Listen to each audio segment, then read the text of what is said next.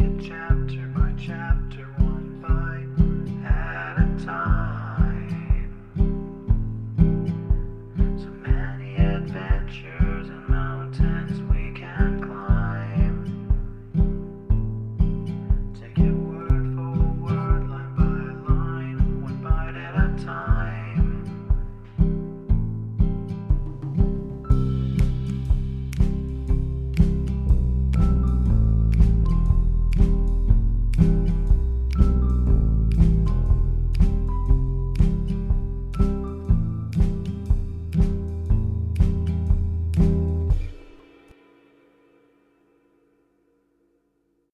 Welcome to Bite at a Time Books, where we read you your favorite classics one bite at a time.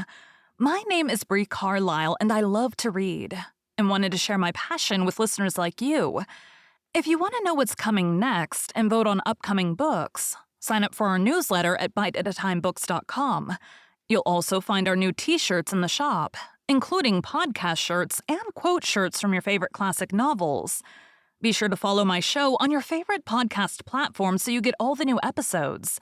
You can find most of our links in the show notes, but also our website, biteatatimebooks.com, includes all of the links for our show, including to our Patreon to support the show, and YouTube, where we have special behind the narration of the episodes. We're part of the Bite at a Time Books Productions Network. If you'd also like to hear what inspired your favorite classic authors to write their novels, and what was going on in the world at the time, check out the Bite at a Time Books Behind the Story podcast, wherever you listen to podcasts. Please note, while we try to keep the text as close to the original as possible, some words have been changed to honor the marginalized communities who've identified the words as harmful, and to stay in alignment with Bite at a Time Books' brand values. Today we'll be continuing Les Miserables by Victor Hugo.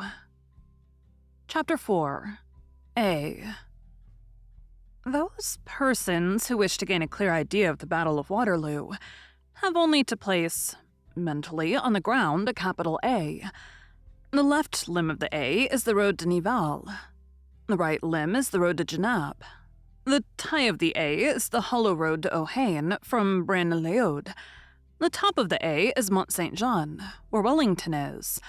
The lower left tip is Hougoumont, where Rail is stationed with Jerome Bonaparte.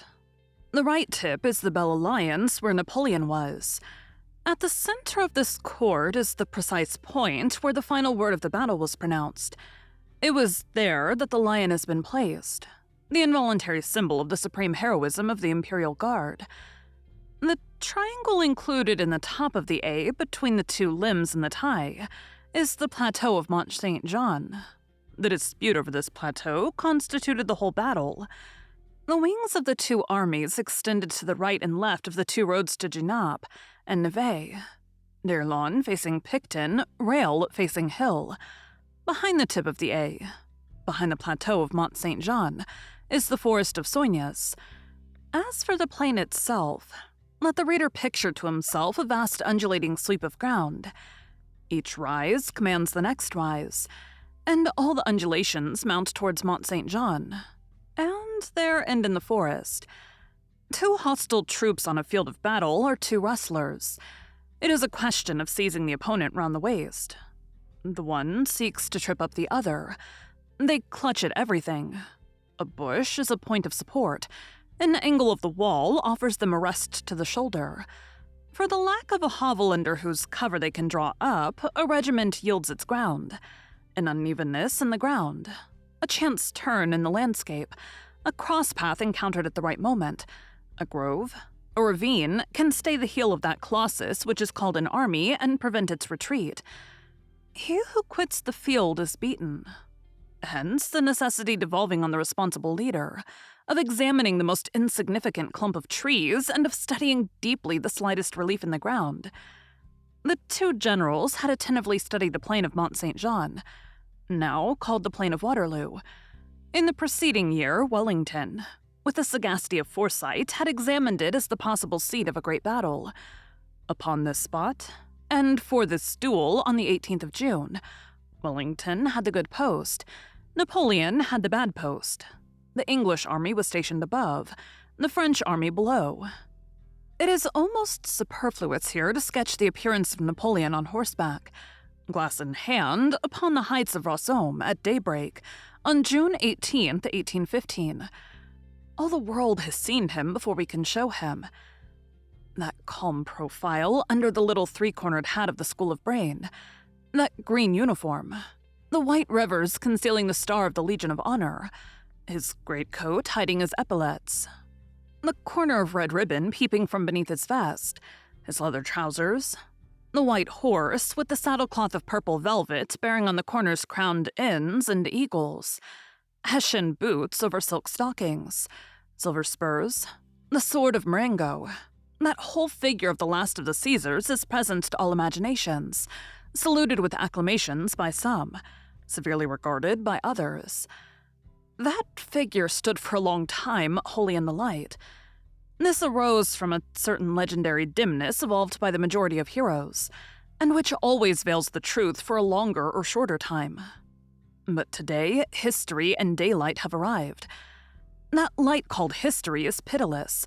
It possesses this peculiar and divine quality, that pure light as it is, and precisely because it is holy light, it often casts a shadow in places where people had hitherto beheld rays. From the same man, it constructs two different phantoms, and the one attacks the other and executes justice on it, and the shadows of the despot contend with the brilliancy of the leader. Hence arises a truer measure in the definitive judgments of nations. Babylon violated lessons Alexander, Rome enchained lessons Caesar, Jerusalem murdered lessons Titus, tyranny follows the tyrant. It is a misfortune for a man to leave behind him the night which bears his form. Thank you for joining Bite at a Time Books today, while we read a bite of one of your favorite classics. Again, my name is Bree Carlile, and I hope you come back tomorrow for the next bite of Les Miserables. Don't forget to sign up for our newsletter at biteatatimebooks.com and check out the shop. You can check out the show notes or our website, biteatatimebooks.com, for the rest of the links for our show. We'd love to hear from you on social media as well.